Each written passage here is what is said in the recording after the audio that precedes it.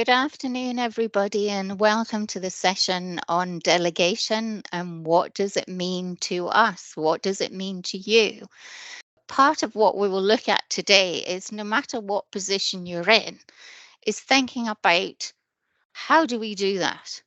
Is there a process that's going to help us be safe and effective, whether we're delegating to others or whether we're accepting delegation or not?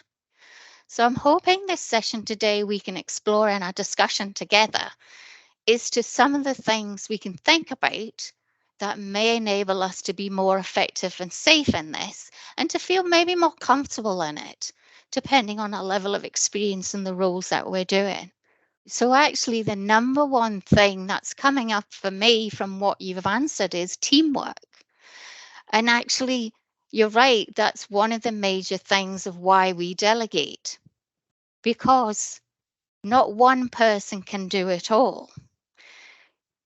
Delegation happens all the time, whether we're accepting it or whether we're delegating to someone else. But we can't do it all. No matter how hard or fast we work, we can't all, one person cannot do it all. It's impossible. So you're right, one of the benefits of actually doing delegation with each other is about teamwork. It's about sharing the workload. So I'd like you to think about, we've looked at delegation and what does it mean to you, and the word you've come up mostly is teamwork. So I want you to think, we've talked about sharing the workload as one of the benefits to delegating. What other benefits do you think there are to us delegating to each other? Good time management, Karen's put. Yeah, exactly. So it's about being effective at what we're doing, how we delegate appropriately. Are we the best people for it? Is somebody else the best person in our team? Sharing your knowledge, exactly. Because one of the benefits, if we think about it, is about getting a greater insight into our roles and responsibility and who's doing what, when, and how. So it can be used as a development skill as well. So it can be useful to help support people by increasing their roles and responsibilities, if appropriate, to help develop their knowledge and practice. And in turn, by doing that, then we're all reaching our full potential. But also we're enhancing our motivation and confidence. Because if we're saying to each other, I am happy to delegate to you and you are happy to accept it, we are trusting in each other to perform effectively to ensure we're meeting the needs of the individuals, whether the activity we're doing is with a patient or with a system or process within a department, and depending on what we're doing. So it is very much a learning opportunity, as Fiona said, and allowing us, as you say, as Jean has said, about easing the workload, inclusive of everybody, and we're being more productive. And definitely ensures that one person is not doing it all out. And we are learning from each other, definitely. And I like the fact Julie said less stress, definitely less stress. And as Lauren, you've said, good communication is key, and we will look at that as we go along from that point of view. And it's interesting that one of you commented about, is delegation a power struggle within some teams or a conflict? It could potentially be. So how do we manage that with each other in our teams? How do we deal with that? Because does that prevent delegation? Does it prevent some of our teams actually accepting delegation?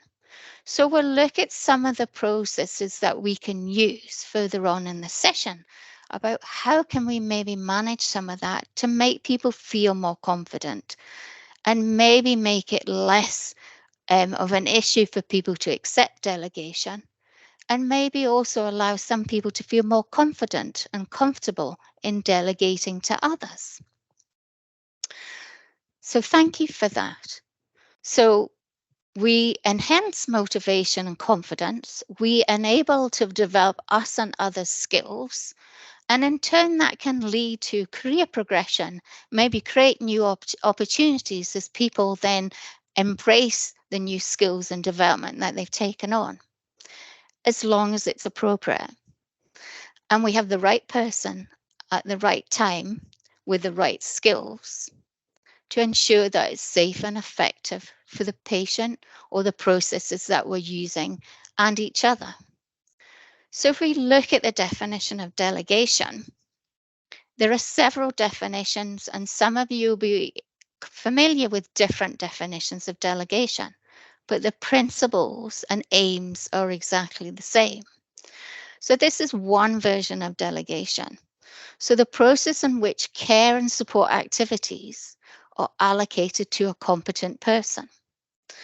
Now, some of it might be a more clinical activity or task, or it might be a non-clinical activity or task. It's just depending on where you work and your role and department and service that you work in, and the people and processes that you support. But if you see, one of the key elements, and it comes frequently within the process of delegation, is competent. So it's about whatever activity or task is allocated is to a competent person. But what do we mean by competent? Because we often in healthcare talk about competence all the time, it's often used. But do we fully understand and understand each other, no matter what service we work in, as to what we mean by competence? So how do we know if we are competent? What would we class as being competent? So one of the things I might ask myself about being competent is, do I have the skills? Am I up to date? Do I have the relevant training? When was that training? How long ago was it? Am I up to date with it? Or do I feel like even though I've had the training, I'm not confident to do it? So if I think about one of my examples fairly recently was, one of the things we do in our department is to do keeping in touch days to ensure we maintain competence. Now, I can't be competent at every possible skill that another service is doing because I might not be familiar with it. Might not have had the right training. But I went to a department, happened to be a clinical department in an acute hospital setting, and I was working alongside the staff who were regularly in that department. And I was asked to undertake a medicine activity. Now, I'm familiar with the current policies and procedures. I'm familiar with certain medicines. However, I was not familiar with the medication prescribing system in that service. So, did you think I took on that activity that I was being asked to delegate to? Well, the answer was no, because I didn't feel competent, even though I had some degree of knowledge and skill and was competent in administrating medicines. I wasn't competent with that medicine prescribing administration record process. So I didn't feel it was appropriate for me to accept that delegation. However, I offered to take on another activity to free up that staff member who had asked me to undertake that activity so they could do the medicine, but I could take over another activity from them. So it's also really important to think about when we're exploring this process about our competence. So if we look at accountability, because the decision to delegate very much depends on several factors. We think about the situation, we think about the complexity of the activity or the context of where it's being held. It might be in somebody's home. It might be in a GP practice. It might be in a care home. It might be in an acute hospital setting. It might be in a pharmacy. It really just depends. What's the level of risk? And it's important for us to identify that with each other. What's our ability? What's our experience? Again, do we have the skills and competence? Do we have the confidence? Is the activity quite complex or is it straightforward? What is the plan of care? or the process or systems that we're using? What policies or procedures support the activity? And what is your and mine role in the delegation? Is it appropriate for me to delegate? Is it safe and effective for me to delegate? And are you, if we were working together, happy to accept that delegation or not? So not every task can be delegated. So it's really important we think about where our roles and responsibilities are in our scope of practice. And obviously the current policies and procedures and legislation that we all utilize helps us with that. So help us to be aware of our own roles and responsibilities in delegation or accepting delegated activities is to think about what we're accountable for. So if you can see in the slide here, if you're a registered healthcare practitioner or a regulated healthcare practitioner, you're accountable for the overall management and care and treatment and assessment if you're working alongside patients, for example. And you have to justify the decision about delegating. So if any point in time somebody asked you, whoever that might be, why did you delegate that to me or others? You need to be able to give a decision and communication as to why you decided to delegate that to that other person or team member. So it's not about justifying it, but it's being clear as to the reasons why you decided to delegate. So if we were working together, I would need to be clear as to why I asked you to take on that activity and how I did that. And I also have to make sure that you have the abilities and are competent to do that and understand what the ask is so you can make a decision around it. So whoever is accepting the delegation is accountable, responsible for their own decisions and actions when undertaking the activity. So for instance, you need to think about, am I comfortable in undertaking that activity? And if you're not, it's okay to say no and explain why not. So it's important to have that further decision around it. So for example, if we we were working together and I asked you to do a manual handling activity with me, say we were working in a clinical setting, in say an acute hospital setting, and I asked you to do a lift with me to help assist a person up the bed, but I asked you to do an underarm lift, would you undertake that activity? What do you think? I would hope you would say no, because I shouldn't have asked you to do an underarm lift. And the reason why, as we know, is that's not up-to-date practice. Manual handling legislation changed way back in 1992 and has kept updated since. So all the lifts I was trained to do a long time ago are all banned for good reason, because there was lots of injuries to staff and patients. So we need to think about what policies and procedures are we using and are we up to date on them. So it wouldn't have been fair or appropriate for me to ask someone to do something that was not correct practice. So somebody asked, Donna asked, who is accountable after the task has been delegated? So yes, the person who's accepting the delegation is responsible for how they carry out the activity or task and the actions and decisions and how you carry that out from that point of view. But I, as the delegator, is still accountable for making the decision to delegate. So if you think about, we are responsible and have a duty of care, which influences a lot of our practice. So we have a duty of care legally, which imposes the duty of care to how we undertake the activities in healthcare that we do for the people and systems and process we undertake in our roles. So we're responsible to our service users and our colleagues. And one example is through civil law. So if I did that manual handling activity with yourself and we caused injury, obviously not intentionally, from a not correct practice, then we could be held liable via a civil law case.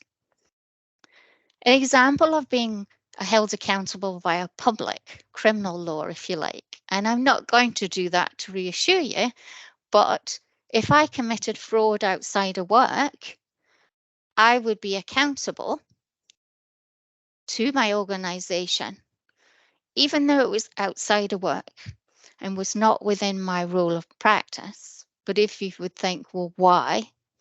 If we remember we have certain behaviors and codes of conduct that we need to uphold in our roles, no matter what role we have. So that means that behavior was not becoming of a person in a position who's working alongside vulnerable groups of patients within healthcare service. So as we know, I probably, depending on what it was, may not keep my job, but I also, under my regulatory body, in this case, the Nurse and Midwifery Council, may no longer be able to work as a registered practitioner. So we also, some of us on the call today, also have responsibilities through a regulatory body. Somebody else might have through the Healthcare Professionals Council. Some of you might have through the SSSC, the Social Services Council, for example. One of the other things to think about is, obviously, we're responsible and accountable via a contract of employment. And that is obviously supports some of our practice that we do as well. So if you think about some of you who are not in a regulatory body, you may be supported by the support worker mandatory induction standards and the code of conduct there. We know, for instance, band for assistant practitioners down in England, the nurse associates, as they're called there, are underpinned by the NMC. But at present, we don't have that in Scotland just yet. So at the moment, if we think about those of you who are not through a regulatory body, may utilise the induction standards. So for some of you thinking about the induction standards and code of conduct, we know there are standards looking at protecting the public and patients. We know there are standards look at health and safety for yourself and in the workplace and others. We know the other standards is about working with people. And finally, the last standard is about working and developing your role. So very much those standards underpin some of the policies and procedures and practices that we undertake as part of our roles and responsibilities. So thinking about, well, how do I know if I'm working to standard? Well, obviously being familiar with the current policies and procedures and guidelines. But if we look at specifically some of the induction standards and code of conduct, one of the things to really think about if we're delegated to others or accepting delegation is back to that, do I have the skills and ability and competence? Also, we've talked about duty of care, but also, have we got consent? Is the person we are delegating to happy, but also is the patient obtained consent from them? Are they happy for somebody else to undertake that activity? But also, I think really crucially, is it within our job description? Do we have a job description? How do we know what our scope of practice is? If you're not sure and you're delegating to somebody or deciding whether or not to accept delegation, it's really important to think about, am I able to do that or not?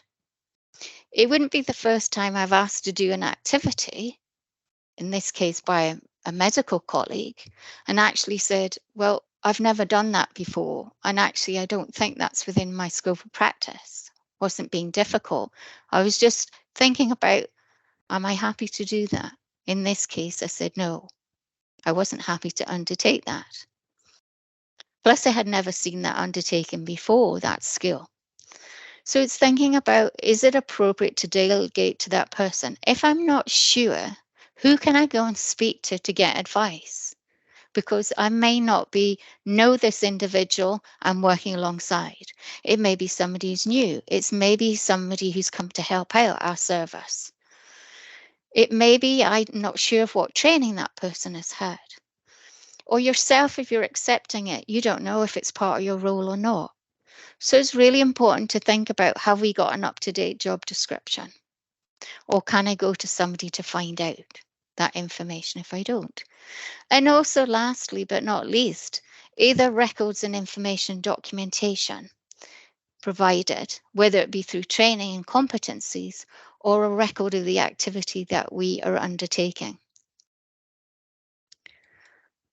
So just to kind of summarize some of that accountability and responsibility, it's important we act in accordance with the current policies and procedures, our training and our competence, and acknowledging any limitations in knowledge or practice. It's interesting, I did a talk last week and somebody who was fairly new said, I didn't realize I could say no. So I think it's really important, if you've got new people as well, to say it's okay to say no if you're not happy and to discuss it as part of that decision-making process. And think about what limitations or knowledge or practice you may have. And do you know how to report concerns is key when we think about that. So just to spend a few minutes thinking about the last time recently you accepted a task, in this case, you weren't delegating to somebody else. What did you consider when accepting the delegation? What decisions did you make or think about? Now, if you're really experienced and got a lot of knowledge and skills around the activity, it may have not taken you very long to come to that decision. It might have been a split-second decision. Just have a write in the chat some of the things about what did you consider when you accepted that delegation. And I see Stephanie quietly said when she decided not to accept something, she had had no training, which is great. So to help us with some of those, if we think about it, there is a process that can assist us with our decision to either delegate or accept the task. And we've talked about some of them briefly. We've talked about governance policies and procedures. We've talked about our roles and responsibilities and accountability. We've touched on some of the aspects around the care environment, but we also need to look at that in a bit more detail. So when we think about this, is just one model. This happens to be a nursing midwifery model, but it doesn't matter whether you work in that environment or not. The principles are still useful to think about in the decision-making process, whether you're the delegator or the delegatee, as to whether you accept it or you delegate it. So it's thinking about the principles of what we need to think about when we're making those decisions. So if we look at more closely the points in the center, the person-centered elements, that's really essential to think about for the health and well-being of the individual, service outcomes, and is this going to be beneficial for the patient, for example? So if we look at in the center circle, it comes up with what we call 5 principles or 5 rights of delegation.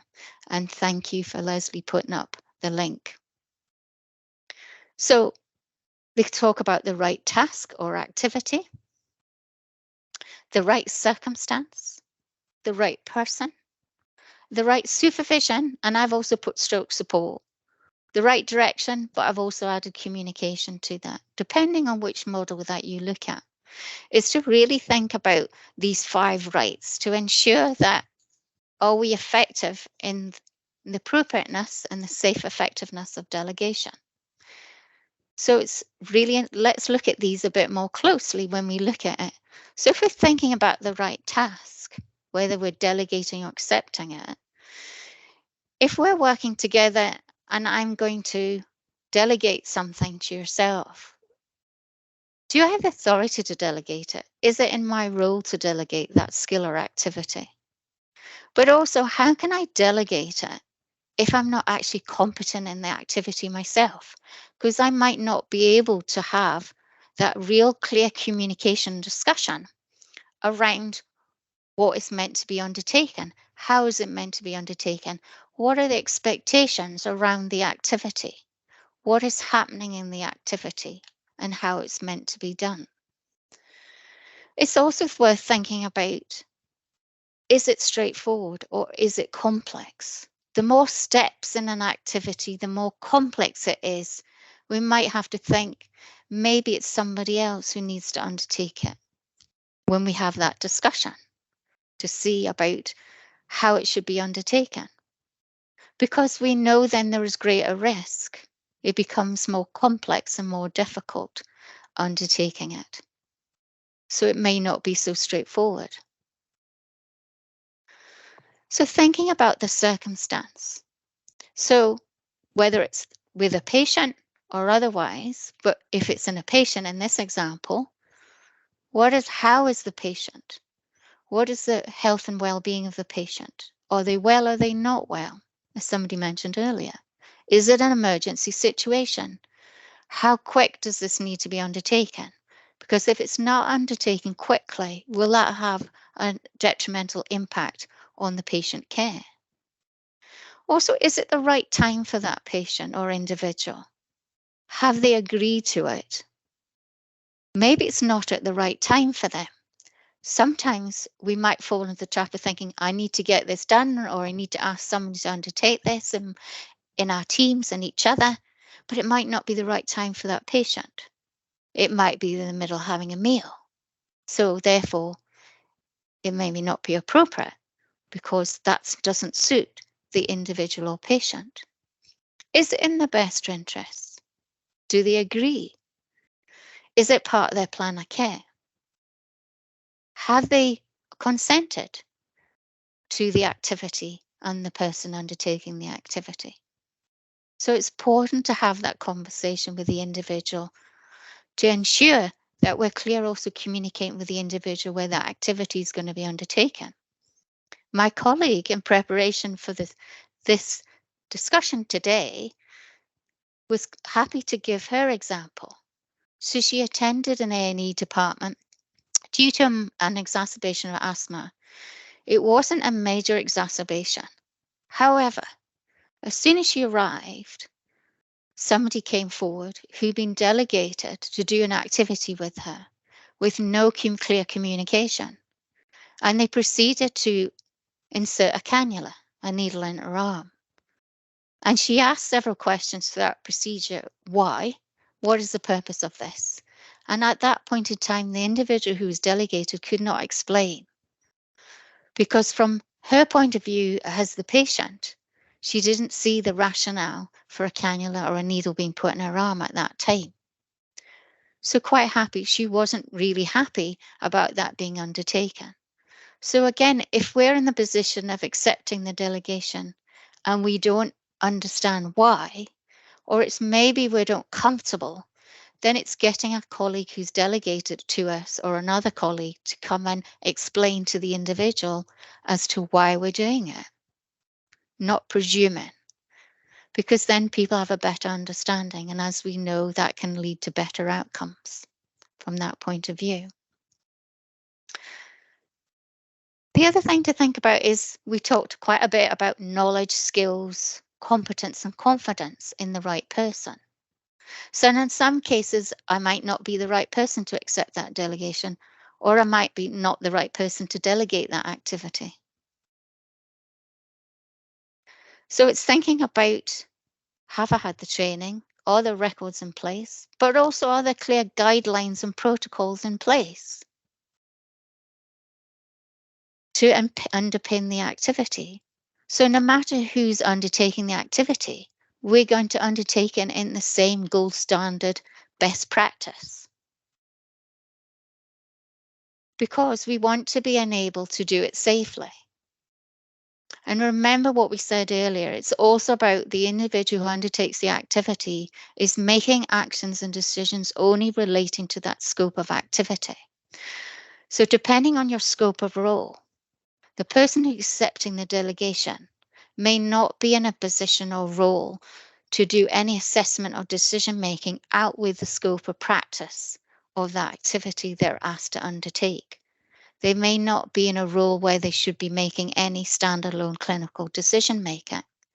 So it may be really important to ensure that people have full understanding of what the ask is and what the task is, as Leslie has said, and the reason for doing it.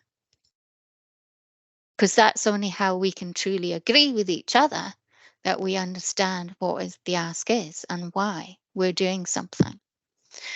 And again, somebody mentioned earlier about time. Do we have the time? And that kind of ties in with our direction, our communication. So the person who's delegating the activity, it's important to think about, is the risk assessment done? Have we identified any risks? It might be based around the needs and assessment of the patient in this case. Or if it's not with a patient, it might be around the process or the activity or the systems. Is there governance in place?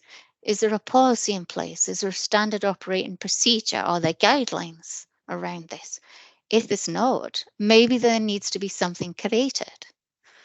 Because sometimes some of the activities we do, particularly if some of you supporting new members of staff or staff in a new role, or it's a new role that's been created, maybe there is new governance that needs to be put in place and approved before the activity can be undertaken by that member of staff. Because maybe it wasn't previously their scope of practice, but it now is because of a development in the role. So it's really important for us to have that time to make that two-way discussion. Time for a review of also the delegation. Has something changed in the activity? Has something changed with the patient, for example? Has something changed around the frequency of how often it should be undertaken? And also making sure that the person who's delegated it to comes back to let you know how the outcome was and that it's recorded appropriately.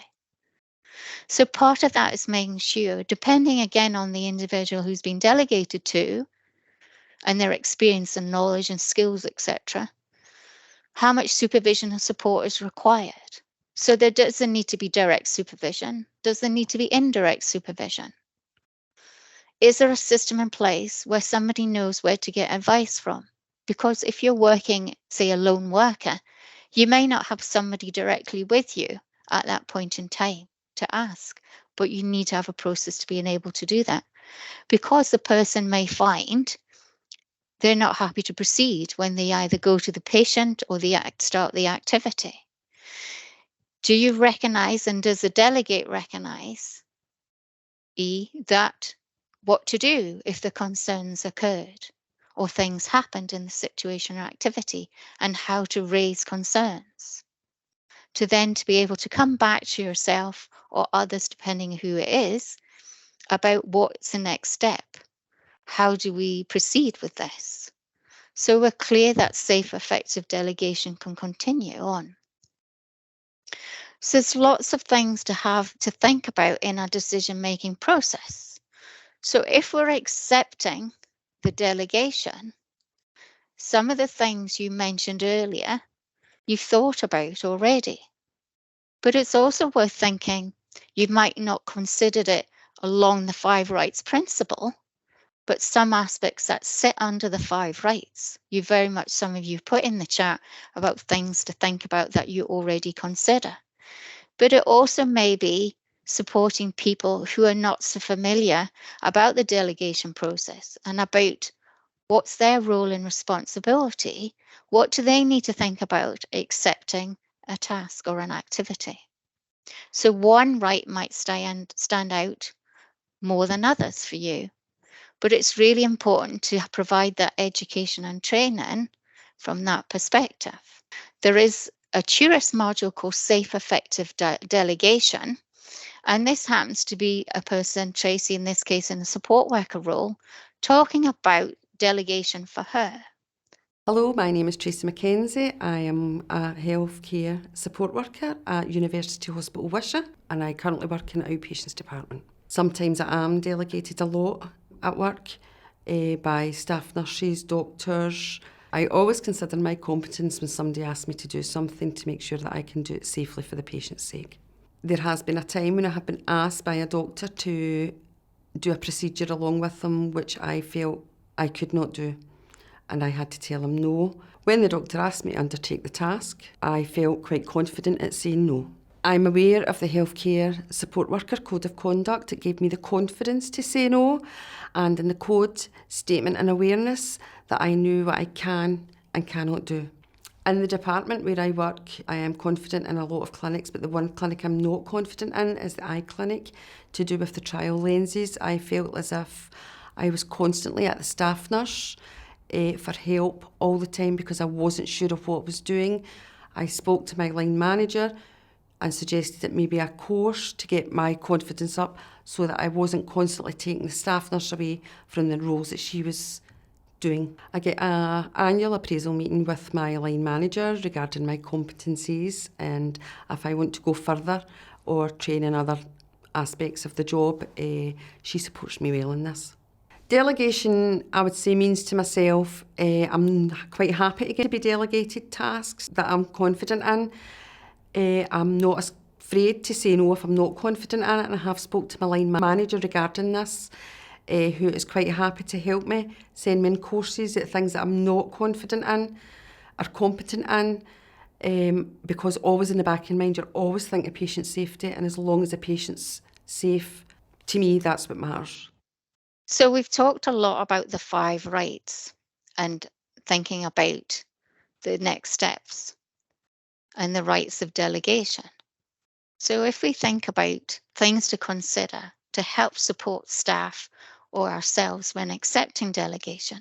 So we've got a lot of experience in the chat about delegating to others and whether we're comfortable doing it, but also it's to help others if they're delegating to others, and particularly if they're, say, newly qualified people, practitioners, or other members of staff. So you might have a Band 4 assistant practitioner, and part of their pillar of practice of facilitation of learning will be delegating to other support workers. So these principles might be new to them. So things to help folk think about, to consider before agreeing, and whether they're comfortable doing that, is kind of a checklist to get them to think about, as we've summarised, is the role within the job description? Do you understand what you're being asked to do and why? Do you have the knowledge, skills, and competence? Have you had training and been signed off competent if that's appropriate? Is there supervision and support? And do you know how to escalate and report if you have any concerns? And as Margaret's quite rightly identified in the chat, it isn't not just the patient's safety, you're right, it's also for the staff member, because we have to ensure, as we're working as teams together, it is safe and effective for everybody. So, and what do people consider if it's inappropriate or unsafe? And that they are comfortable discussing that with you and then reevaluating the delegation process.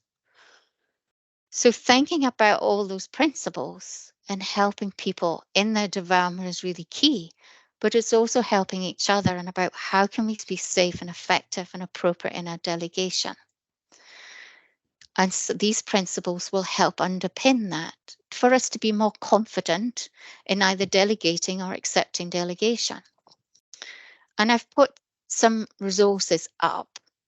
And as some of you said in the chat already, there's the TURAS module, and that video was from the TURAS module, which you'll get on Support Worker Central. And it's for all practitioners, no matter what your role. You don't have to be in a clinical role. And it again shows the principles to think about.